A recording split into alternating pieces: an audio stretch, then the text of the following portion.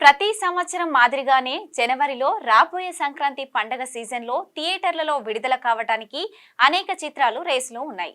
Ram Charan game changer, Balakrishna NBK 109, Venkatesh సంక్రాంతికి వస్తున్నాం, సందీప్ కిషన్ మజాకా వారి బెర్తును ధృవీకరించాయి. ప్రస్తుతం ఈ 4 సినిమాలు వివిధ నిర్మాణ దశలో ఉన్నాయి. నిర్మాతలు, పంపిణీదారులు, ఇతర వాటాదారుల పెట్టుబడి వందల కోట్లలో ఉంది. అయితే వచ్చే సంక్రాంతి 2025 ఇద్దరికి చెందినవి. ఈ సినిమాల విజయం ఈ ఇద్దరికి చాలా కీలకం.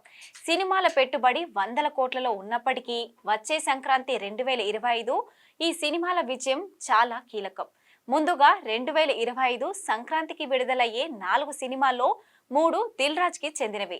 గేమ్ చేంజర్, సంక్రాంతికి వస్తున్న చిత్రాలకు ఆయనే నిర్మాత. ఎన్బీకే 109 నిజాం ఏరియాని పంపిణీ చేయనున్నారు.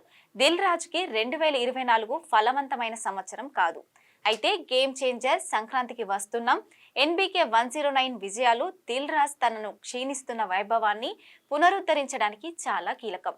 ముఖ్యంగా గేమ్ చేంజర్ సినిమాపై భారీగా పెట్టుబడి పెట్టి ఊపిరి పీల్చుకోవడానికి దిల్ రాజ్ కి బ్లాక్ బస్టర్ కావాలి. యుఎస్ఏ డిస్ట్రిబ్యూటర్ శ్లోకా ఎంటర్టైన్మెంట్స్ 2023లో పంపిణీ సంస్థ ఉత్తర అమెరికాలో సంక్రాంతి సీజన్ లో వాల్తేరు వీరయ్య, వీర సింహారెడ్డి మరియు వారసుడు అనే 3 చిత్రాలను విడుదల చేసింది. అదే వారంలో విజయవంతమైన చిత్రాలను హ్యాట్రిక్ సాధించింది.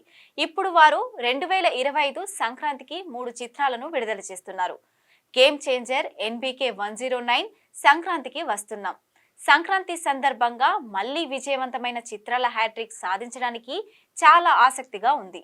అయితే ఇదే తరహాలో భారీ బడ్జెట్ తో వస్తున్న సినిమాల నేపథ్యంలో అల్లు అర్జున్ దెబ్బతో సీఎం రేవంత్ రెడ్డి ప్రకటించిన బెనిఫిట్ షో రద్దు కారణంగా సంక్రాంతికి వచ్చే మూవీస్ పై ఎలాంటి దెబ్బ పడుతుంది అనే అంశం ఆసక్తికరంగా మారింది.